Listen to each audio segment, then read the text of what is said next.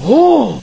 Starting to repair an iPhone 14 Pro Max. So why did it break again a month after the first repair? The second time, it failed again and wouldn't turn on. The fan left it aside until now before deciding to repair it. Most likely, they already replaced it with a new phone. If you've watched this far, you're definitely a true fan. Please double tap the screen and give me a like. Thank you for your support. We open the phone, everything is clean and tidy. First, we protect the Face ID components and front camera. From here, we can see the motherboard has been repaired before. We remove the screen to check the screen hasn't been worked on. So this time, I recommend you watch the whole video, because this issue might help you too. Based on the fan's description, we've already roughly identified the problem. We've seen this issue many times before. We remove the motherboard. Upon inspection, the motherboard has definitely been repaired before. The shielding and edges have turned yellow, indicating the previous repair involved extended high heat. So is the current issue related to the previous repair? Let's keep watching. We peel off the stickers, remove the foam padding, and choose to heat the motherboard. Why heat it? Let's continue. When the motherboard is hot, we power it up again and press the power button. You'll notice that the phone turns on. Why is that?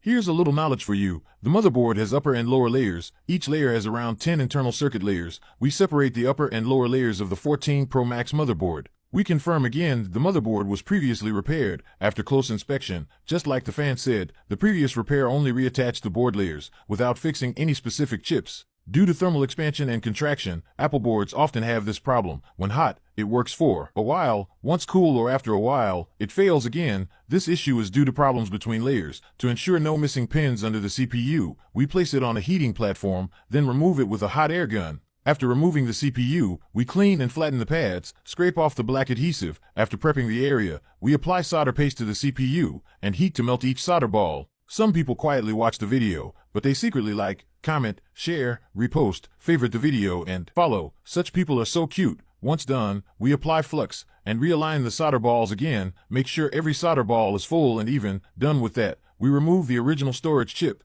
On the top layer of the board, 3 chips need to be transferred to the CPU, storage, and baseband logic chip. After flattening the storage chip, we reball it with solder. Only by transferring these to a new baseboard can we power on and preserve the data. Once prepped, we bring in a new baseboard. First, install the fan's original storage chip. Heat until it's spring-heat installation complete. Remove the logic chip from the new baseboard, then remove the logic chip from the fan's original board. Be careful if it's cracked or lost. The phone is completely done for. Mount it onto the new baseboard. Once that's done, install the CPU, gently align it. Installation complete. Cool down the board. Clean the A15 CPU. Power up the standalone board. Connect the screen and battery. Press the power button. Apple logo lights up successfully. It even reaches the home screen. Due to power limitations, it shuts off again. This is normal. Reaching the home screen means CPU, storage, and logic chips are working fine. We apply solder paste to the lower board layer, add new solder balls, and heat each one to melt it. Some people quietly watch the video, but they secretly like, comment, share, repost, favorite the video, and follow. Such people are so cute.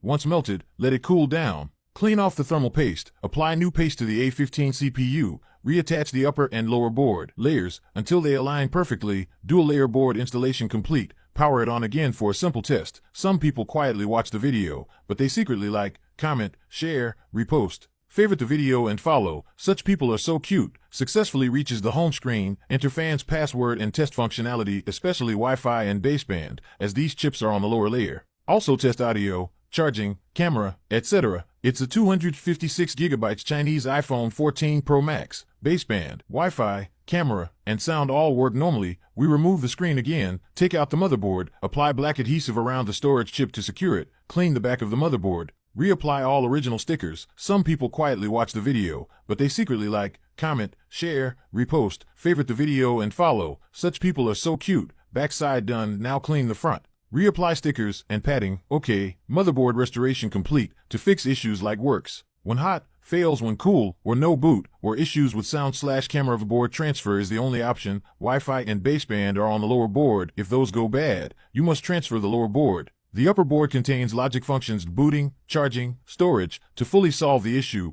board transfer is necessary. If you were in this situation, would you choose to repair it?